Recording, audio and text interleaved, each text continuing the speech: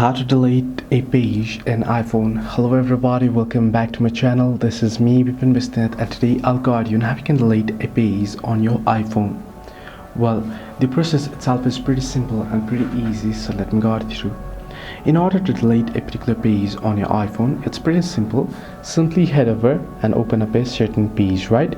Once you're here, you can simply tap and hold on the page.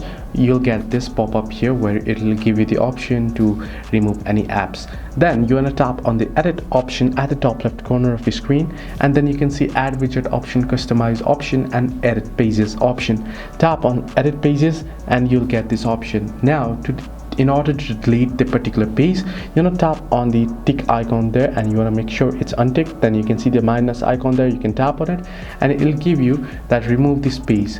Now apps on this page will continue to be available in your app library, but it won't be available on your phone. So as you can read it there, this is how you can easily remove or delete a page in iPhone. Hope this helped you to like and subscribe, and do not forget to leave a comment down below if you have any further issues.